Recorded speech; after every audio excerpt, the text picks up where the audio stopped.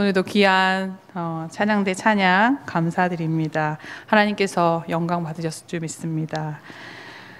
시간이 참 빠르게 지나가는 것 같습니다. 벌써 6월이에요. 저희가 교회 학교가 여름 성경학교 준비를 해야 되는 시기가 이렇게 다가오니까 이렇게 시간의 흐름을 확 느끼게 되더라고요.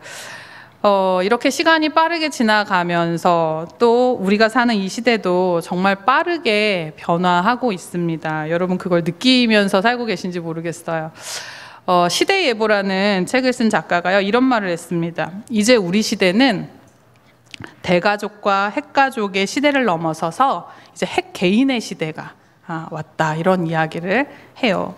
한 집에 5인 가족이 살아도 본인의 선택이 어떤 타인의 영향을 받지 않고 주체적으로 결정할 수 있는 그런 핵개인의 시대가 온다라는 거예요. 한 집에 5명 살고 있지만 그냥 각자 살고 있다라는 거죠. 예를 들어 볼까요?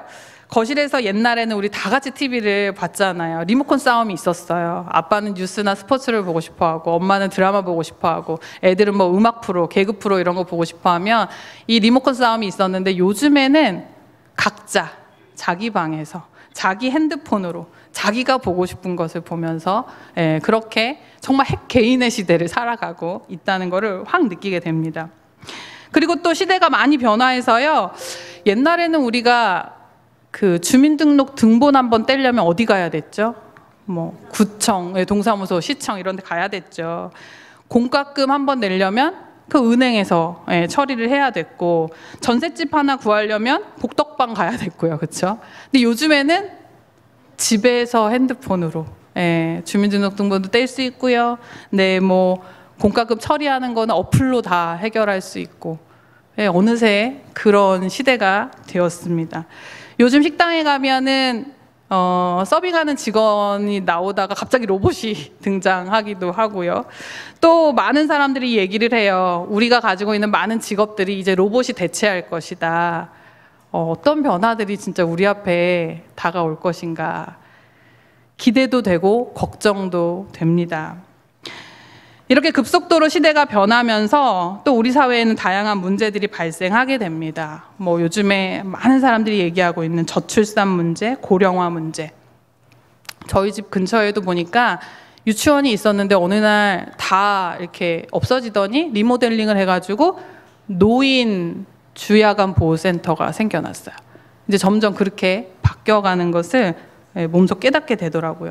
청년 실업 문제 아주 오랫동안 문제죠. 대학까지 다 졸업해도 옛날에는 대학 나오면 뭔가 번듯한 직장 하나 얻을 수 있다고 생각했는데, 지금은 그것도 참 쉽지 않은 시대입니다. 사회적 격차와 불평등도 장난이 아니죠. 지역 간의 격차, 수도권으로는 막 몰리고 지방은 그렇지 않은. 그래서 교육의 어떤 기회조차도 격차가 많이 벌어지게 됩니다. 소득이 불평등한 것도 마찬가지고요. 주거의 문제도 많이 발생하고 있죠. 부동산의 가격이 급락했다가 또 급등했다가, 또 그러다 보니 저소득층이나 청년층에는 아주 큰 부담이 되는 시대를 살고 있습니다. 그리고 또 환경 문제를 우리가 빼놓을 수가 없는데요.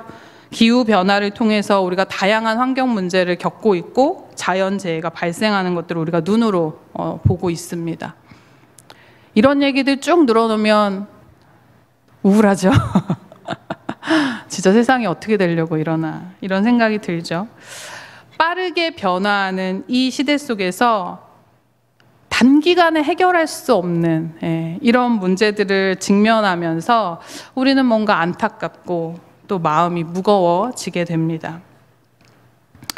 그러면 여러분, 이런 시대 속에서 우리 교회는 어떠한 자세로 세상을 바라봐야 할까요? 그냥 안타까워하고 그냥 무거운 마음으로 그냥 기도만 하고 있을까? 오늘 말씀을 통해서 우리가 취해야 하는 태도를 알아보려고 합니다. 오늘 본문은 아주 유명한 말씀이죠. 작은 성경책이라는 별명을 가지고 있는 이사야서입니다. 이사야서는요, 2개로 크게 나눌 수 있어요. 1장과 39장까지는 심판, 책망, 징벌 이런 내용을 담고 있고요. 40장부터 66장까지는 하나님의 위로와 회복의 내용을 담고 있습니다. 이사야서에서 하나님은요, 이스라엘 민족에게 계속해서 책망하세요. 심판하셔서 북이스라엘을 아수르에 의해 멸망하게 하시고, 남유다는 바벨론에 의해서 멸망하게 하시고, 그리고 이제 바벨론의 포로가 되어서 아주 고통의 시간을 보내게 되는 그런 내용이 이사야 1장부터 39장까지 내용이 담고 있습니다.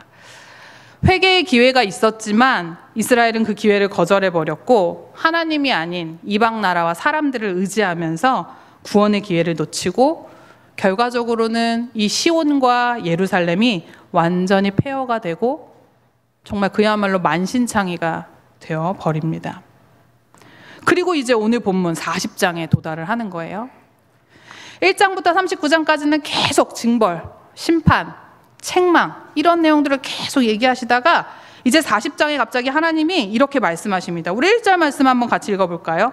너희의 시작, 너희의 하나님이 이르시되 너희는 위로하라, 내 백성을 위로하라. 네, 내 백성을 위로하라. 1장부터 39장까지는 계속 벌 내리시는, 벌을 하시는 그런 심판의 내용을 담다가 갑자기 40장에서 내 백성을 위로하라. 우리는 이런 걸 보고 병 주고 약 준다 이렇게 말을 할 수 있어요. 왜 하나님이 갑자기 돌변을 하신 걸까요?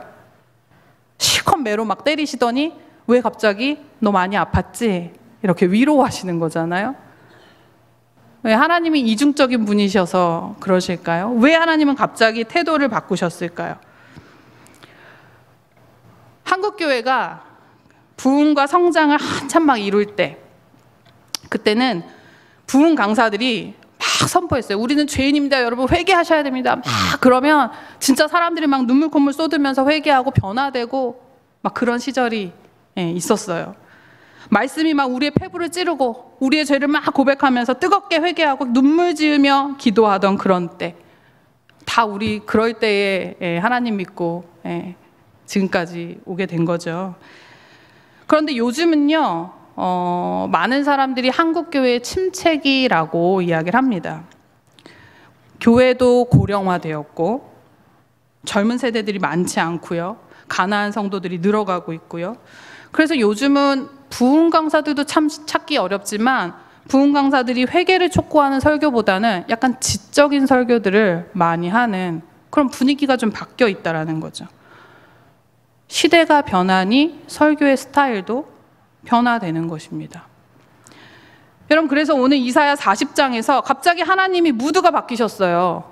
계속 회초리를 때리시다가 39장까지는 계속 심판하시다가 바벨론 포로기 말에 갑자기 위로를 해주신다라는 거예요. 왜 갑자기 위로를 하실까? 이제는 위로가 필요한 시대가 되었기 때문에 그렇습니다.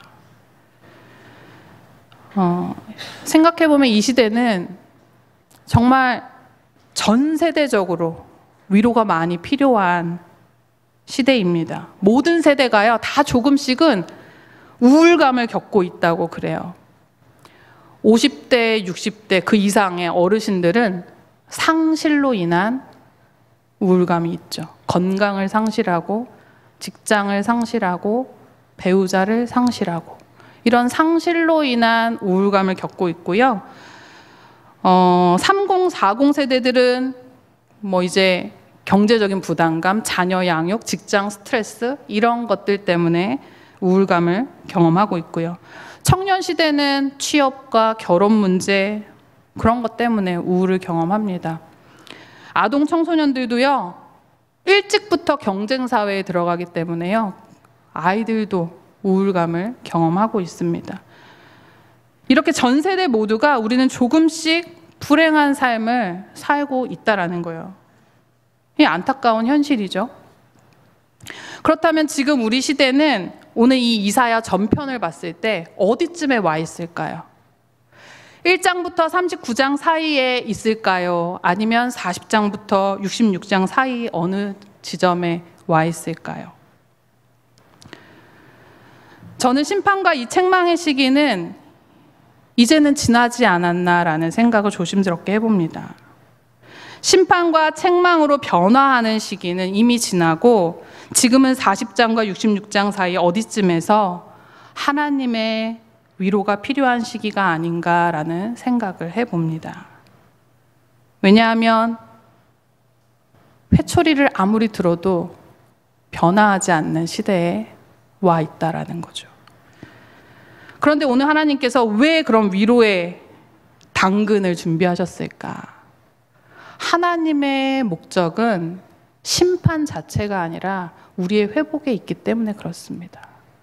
그냥 때리기 위해서 회초리를 드는 것이 아니라 우리가 어떻게 하면 회복될 수 있을까? 거기에 관심이 있으시기 때문에 이제 작전을 바꾸신 거예요. 이제 작전이 위로로 바뀌신 것입니다. 그래서 하나님은 오늘 우리에게 이렇게 위로하십니다. 우리 2절 말씀 한번 같이 읽어볼까요? 너희는 시작. 너희는 예루살렘의 마음에 닿도록 말하며 그것에게 외치라. 그 노역의 때가 끝났고 그 죄악이 사함을 받았느니라. 그의 모든 죄로 말미암아 여호와의 손에서 벌을 배나 받았느니라 할지니라 하시니라. 아멘. 여러분, 바벨론의 포로로 살아가고 있는 그 남유다 백성들에게 최고의 위로가 무엇일까요? 그들은 바벨론에 감금되어서 자유가 없지요. 가난에 찌들었죠. 온갖 굴욕적인 상황 속에 노출되어서 노역을 감당하고 살아가고 있습니다. 그런 그들에게 하나님은 오늘 뭐라고 위로하시냐면 이제 노역의 때가 끝났다. 너의 죄가 사함을 받았다라고 말씀하신다라는 거예요. 최고의 위로 아닙니까? 포로에게. 근데 여러분, 이게 참 놀라운 건 뭐냐면 일방적인 하나님의 위로라는 거예요. 무슨 말입니까? 바벨론의 포로로 살고 있는 이 남유다 백성들이 자신들의 죄를 인정하고 하나님 잘못했습니다 하면서 영적으로 개선되어진 상태가 아닌데도 불구하고 하나님께서 위로의 말씀을 주신다는 거예요. 그들이 도덕적으로 개선됐거나 영적으로 개선되는 변화가 있어서 하나님 위로하시는 것이 아니라는 것입니다. 그저 하나님께서 베풀어 주시는 은혜의 위로라고 하는 거예요. 아이들이 잘못을 해서 야단을 치는데요, 야단 친다고 아이들이 하루아침에 변하지 않아요. 오늘 잘못한 일로 내일 또 혼나요. 그런데 부모가 그거 한번 꺾어보겠다고 얘가 완전히 변화될 때까지 계속 매로 치면 어떻게 될까요? 매가 부러지죠, 매가. 그렇게 할 수 없다는 거예요. 여러분, 우리가 완벽하게 개선될 때까지 하나님이 기다리시는 것이 아니라 방법을 달리 해주신다는 거예요. 이게 여러분 은혜지 않습니까? 완벽하게 우리가 개선되지 않았지만, 완벽하게 하나님의 뜻대로 살아가지 못하지만 하나님은 우리를 위로해 주신다는 거예요. 여러분, 생각해보면 하나님은 늘 그렇게 우리를 찾아와 주셨어요. 나는 늘 부족하고 나는 여전히 덜 준비되어 있는데 그렇게 호련히 우리에게 찾아오셔서 우리를 품어주시는 하나님이십니다. 여러분, 각자 처한 상황이 다 다르죠. 그렇지만 우리가 처한 이 상황들은요, 다 하나님께서 지금 회복시켜가는 과정 중에 있습니다. 그럼 이것을 꼭 믿으시기 바랍니다. 어렵고 고단한 시기를 살아가는 이 시대 모든 사람들에게 하나님 오늘 말씀하십니다. 노역의 때가 끝났다. 너의 죄가 사함을 받았다. 라고 우리 모두를 위로해 주세요. 우리가 준비되어져서 하나님의 위로를 받는 것이 아닙니다. 덜 준비되었지만 하나님이 그렇게 은혜를 내려주시는 거예요. 저와 여러분 모두 이 위로를 받으시기 바랍니다. 아멘. 오늘 본문을 보면요, 하나님이요 명령을 하세요.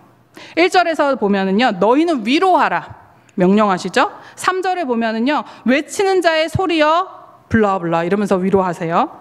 6절에 보면은요, 말하는 자의 소리여 이르되 외치라 명령하시고요. 9절에는 아름다운 소식을 시온에 전하는 자여 너는 높은 산에 오르라 이렇게 명령을 하십니다.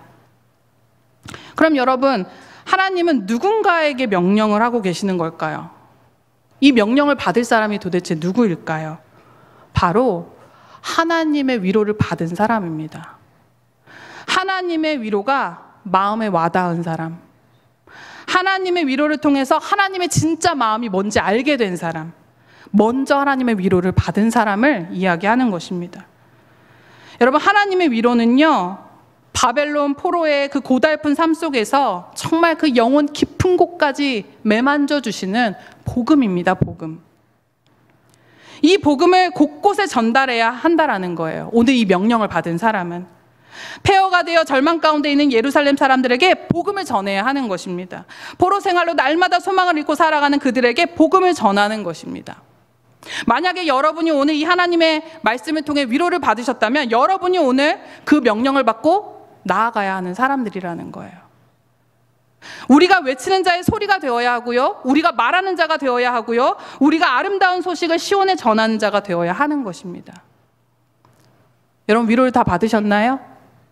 네. 명령을 시행하러 갈 준비가 되셨나요? 네. 그러면 이제 우리가 그럼 어떤 위로를 전해야 할까? 세상 사람들에게. 우리가 먼저 하나님의 위로로 우리의 마음에 와닿았던 우리가 이제 그러면 세상 가운데 어떤 위로를 전해야 하는지 오늘 이 이후의 말씀 한번 보겠습니다. 첫 번째는요. 오늘 세 가지를 말씀해 주시는데 첫 번째는 3절부터 5절까지 꼭꼭 씹어서 이 말씀을 잘 읽어보도록 하겠습니다. 3절부터 5절까지 같이 읽겠습니다. 시작. 외치는 자의 소리여 이르되 너희는 광야에서 여호와의 길을 예비하라. 사막에서 우리 하나님의 대로를 평탄하게 하라. 골짜기마다 도두어지며 산마다 언덕마다 낮아지며 고르지 아니한 곳이 평탄하게 되며 험한 곳이 평지가 될 것이요 여호와의 영광이 나타나고 모든 육체가 그것을 함께 보리라. 이는 여호와의 입이 말씀하셨느니라. 아멘. 하나님은 오늘 여호와의 길을 예비하고 평탄하게 하라고 말씀하십니다. 무슨 말이냐면 이제 이스라엘 백성들이 바벨론 포로 말에 이제 귀환을 하거든요. 그렇게 포로에서 돌아올 때 그때 함께 오실 여호와의 길을 예비하라는 거예요. 그럼 여기서 질문. 이 말씀을 잘 생각해 보면 지금 하나님은 어디에 계십니까?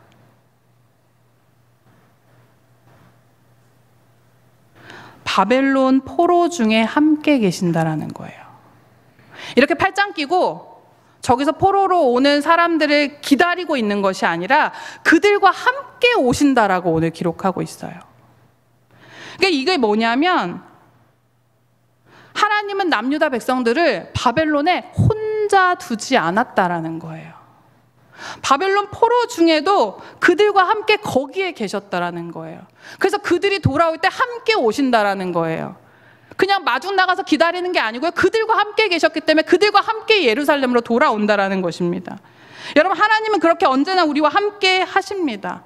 나 혼자 있는 것 같지만 그렇게 느껴질 때에도 하나님 결코 우리를 혼자 두지 않으신다라는 거예요. 그리고 오늘 4절에 보십시오. 골짜기와 산과 언덕이 평탄하게 된다라고 이야기하고 있습니다. 하나님과 우리 사이에 골짜기, 움푹 패여있는 골짜기가 없어야 하고요. 솟아있는 산과 언덕이 없어야 한다라는 거예요. 이게 무슨 말일까요? 우리 안에 어둡고 부정적인 감정들, 낙심하는 마음, 그 골짜기처럼 움푹 패여있는 마음들, 그것을 메꾸라는 것입니다. 산과 언덕처럼 높아진 교만의 마음도 내려놓고 깎으라는 것입니다. 세상이 다 끝난 것처럼 푹 꺼져 있는 사람들이 있죠. 그들을 일으켜 세우라는 것입니다. 그들을 위로해야 한다는 것입니다. 자기 잘난 맛에 살고 있는 교만하고 기고만장한 사람들을 진정시키고 하나님의 뜻을 전해야 한다라고 오늘 말씀에 기록하고 있습니다.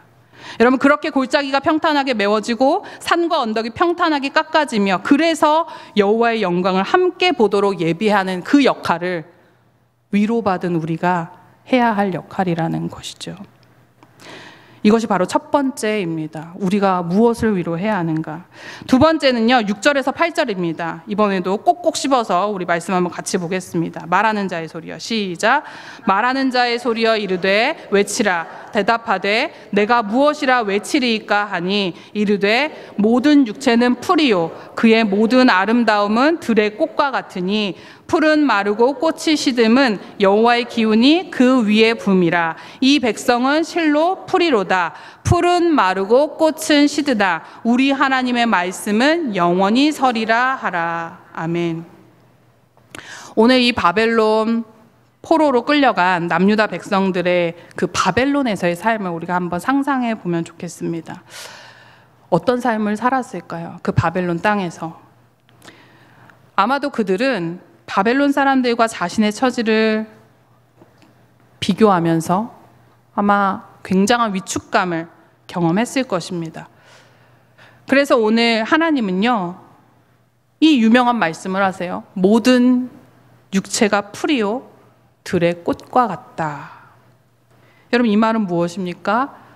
바벨론이 아무리 잘 살고 아무리 화려하고 영화로워 보여도 바벨론의 영광은 곧 사라질 것이기에 거기에 마음을 두지 말라라는 것입니다. 결국엔 바벨론도 망하거든요. 근데 우린 그걸 잘 몰라요. 우리가 온갖 삶의 문제를 가지고 살아가지만 인간은 유한한 존재입니다. 모두가 그렇습니다. 예외는 없습니다. 끝나지 않을 것 같은 내 삶의 문제들이 나를 낙심케 하지만 그 또한 다 사라지고 지나가게 됩니다. 저희 집 아이들이 유치원이나 이렇게 학교에서 뭔가 그림을 그려서 가지고 오고 뭔가 이렇게 만들어서 많이 가지고 와요. 아직 저학년이어서. 갖고 오면은 굉장히 예쁘고 귀여운 쓰레기입니다.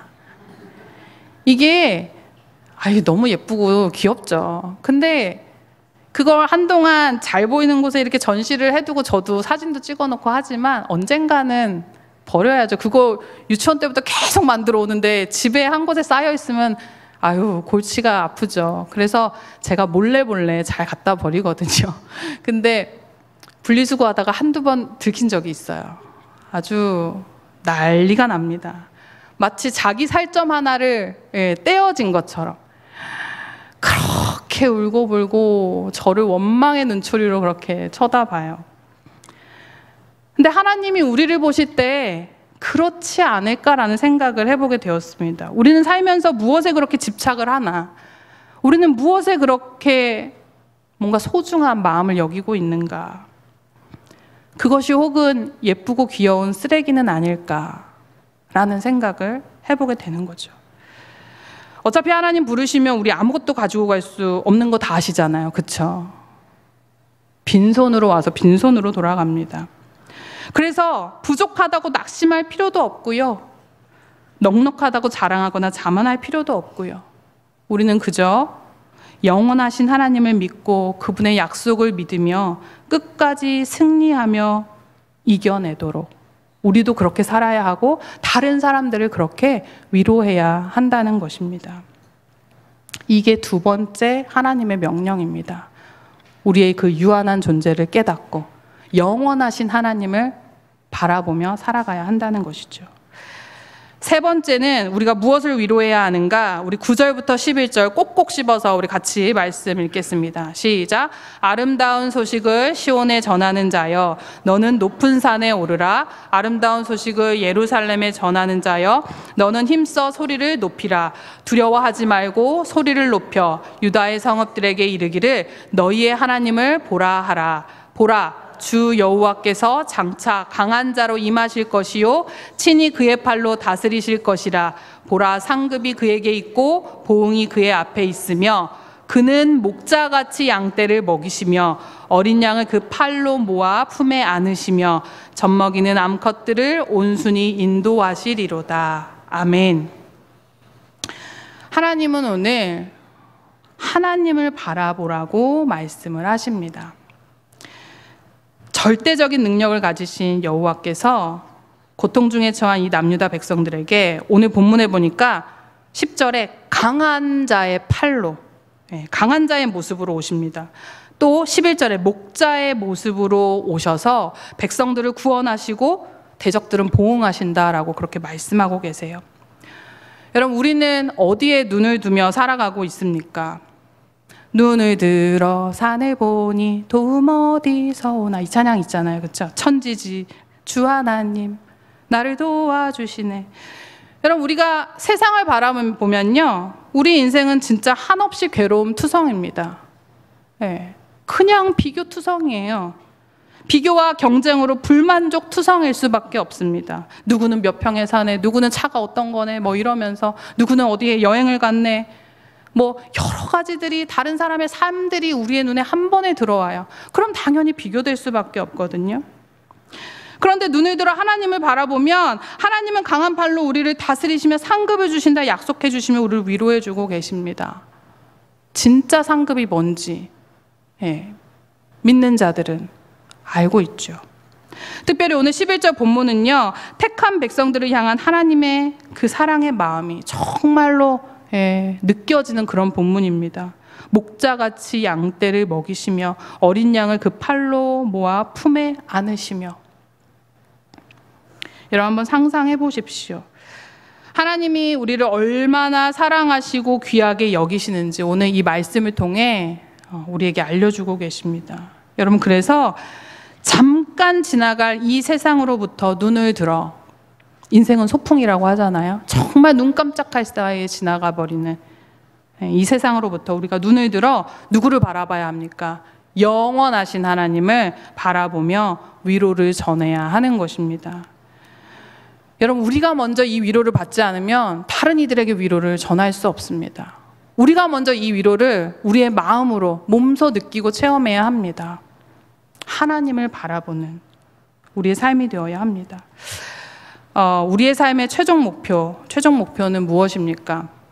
이 땅에서 주어진 삶을 잘 감당하며 살다가 언젠가 부르실 때 하나님께 우리가 잘 돌아가는 것, 이것이 사실은 우리 인생의 다 최종 목표 아닙니까?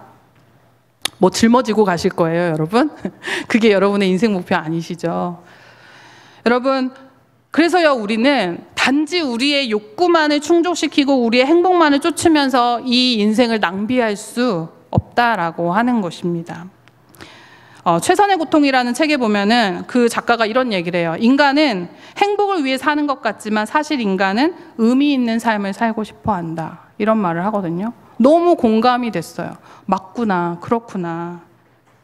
여러분, 의미 있는 삶을 위해서라면 인간은 어느 정도의 고통쯤은 잘 감내하며 살고 있다라는 거예요. 자녀를 낳고 키우는 문제가 가장 큰 예로 들 수가 있겠는데요. 우리가 진짜 행복하기 위해서 자녀를 낳고 키운다는 잘못된 말인 것 같아요. 행복을 위해서라면 사실 자녀를 낳지 않는 게 더 행복한 일이 아닌가. 왜냐하면 애를 낳으면 잠 못 자죠. 시간 쓰고 돈 쓰고 에너지 쓰고, 여자들은 또 뭐 경력이 단절되기도 하고, 또 나이 들어서 자녀들이 다 커서 성장할 때까지도 얼마나 우리는 전전긍긍하며 자식 때문에 속 끓이며 살아가고 있습니까? 잠 못 이루는 날도 많고요. 그러니까 단지 우리의 욕구를 채우고 행복을 위해서 자녀를 양육한다는 것은 앞뒤가 맞지 않는 얘기인 것 같아요. 그런데 자녀를 낳고 키우는 이 문제는 정말 의미 있는 것이다. 여기에는 고개가 끄덕끄덕 되더라고요. 여러분, 우리는 그래요. 등산을 하는 것도 마찬가지죠. 정상까지 올라가는 그 길은 너무나 고통스럽죠. 그렇지만 정상에 올라가면 나의 이 고통이 의미가 있는 고통이 되어버립니다. 우리가 이렇게 교회에 나와가지고 봉사하는 것, 여러 가지로 곳곳에서 봉사하는 것도요, 여러분 시간 쓰고 돈 쓰고 또 관계 때문에 스트레스 받으시고 다 그럴 텐데도 불구하고 우리가 이걸 왜 합니까? 의미 있는 것이기 때문에, 하나님께 정말 귀한 봉사이기 때문에, 섬김이기 때문에 우리가 이걸 기쁘게 또 감당할 수 있는 것입니다. 그래서 여러분, 어쩌면 모든 인생은 다 의미가 있다. 우리는 인생을 살면서 정말 크고 작은 고통의 문제들을 만나게 되는데, 그 가운데서도 오늘 하나님께서 주신 이 위로의 말씀을 통해서 정말 다시 한번 힘을 내어서 고통 중에도 의미 있는 삶을 살아갈 수 있다라고 하는 것입니다. 이것이 오늘 하나님께서 우리 모두에게 주시는 말씀입니다. 제가 최근에 성숙한 신앙인은 어떤 모습이어야 하는가라는 생각을 해보는 기회가 있었어요. 여러분 한번 잘 생각해 보십시오. 어떤 사람이 성숙한 신앙인입니까? 나이가 많다고 다 성숙해지는 건 아닌 것 같아요. 나이가 들수록 자기 고집도 세워지고 기준도 높아지고, 그래서 다른 사람들을 쉽게 정죄하기도 하고 평가하기도 하고 비판하기도 합니다. 교회도 마찬가지예요. 옛날엔 분명히 안 그랬는데 교회 안에 뭔가 이렇게 깊숙이 들어오기 시작하면서 뭔가 자신만의 이런 기준과 잣대가 세워지는 그런 분들을 보게 됩니다.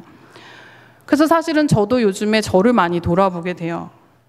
내가 틀릴 수도 있다라는 생각을 하는 것입니다. 어떻게 내 말만 다 맞아요? 네, 어떻게 내가 하나님입니까? 근데 꼭 자기 말만 다 맞다고 얘기하는 사람들이 여러분 주변에 계시죠? 네, 다 있어요. 자기가 하나님인 사람이 있습니다. 네, 저와 여러분이 부디 성숙한 신앙인, 성숙한 사람이 되기를 바랍니다. 주변에 많은 사람들, 다음 세대들, 나와 생각이 맞지 않는 사람들, 그들도 이해하고 품어주며 위로해 줄 수 있는 성숙한 신앙인이 되기를 바랍니다. 알고 보면 우리 모두는요, 다 이해를 받고 싶어 하고, 사실 우리는 모두 위로가 필요한 사람들입니다. 다 받고 싶어 하죠. 위로받고 싶어 해요. 그런 오늘 우리에게 하나님은 우리를 향한 사랑을 표현해 주시고 세상이 아닌 하나님을 바라보며 의지하라고 말씀해 주고 계십니다. 여러분, 이제 우리는 뭘 해야 될까요? 하나님이 우리를 위로하셨고 위로받은 우리는 다시금 다른 이들에게 위로하는 그런 선순환이 우리 안에 일어나야 하는 것입니다. 책망과 비판보다는 그 사람의 마음을 좀 알아차려주고 따뜻하게 위로해 줄 수 있어야 하는 것이죠. 다음 세대들, 젊은 세대들을 여러분 위로해 주세요. 왜 애를 안 낳아? 왜 결혼을 안 해? 이러면서 잔소리는 잠시 마음에 담아두시고 그들을 따뜻하게 위로해 주면서 내 말만 맞다고 고집 부리지 않고 다른 이들의 소리에 귀 기울여 주시기 바랍니다. 우리가 잔소리하지 않아도 안 그래도 살기 힘든 세상, 우리 모두 함께 서로 위로하며 힘이 되어주는 그런 교회가 되고 그런 세상을 만들어가길 소원합니다. 정말 우리의 인생은 덧없는 인생입니다. 이 덧없는 인생을 정말 값진 인생으로 여겨주시는 우리 하나님이 계시기 때문에, 하나님의 그 약속이 계시기 때문에 우리는 오늘도 이겨낼 수 있는 힘을 갖게 됩니다. 하나님은 상한 갈대를 꺾지 않으시죠?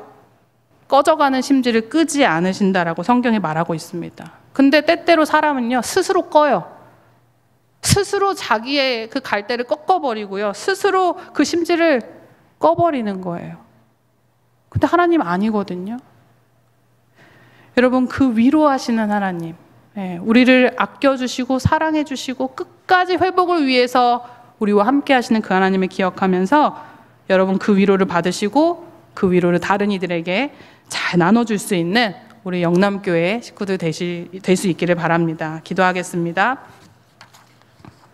사랑의 하나님, 우리의 회복을 누구보다 간절히 원하시는 하나님, 오늘 말씀을 통해서 정말 주님의 마음이 어떠한지 다시 한번 깨닫게 하시니 감사를 드립니다.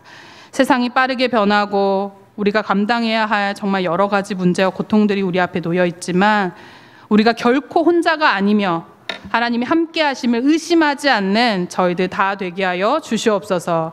순간의 행복을 쫓지 않게 하시고 오직 하나님께 소망을 두며 의미 있는 삶을 살아가는 저희들 되게 하여 주시옵소서.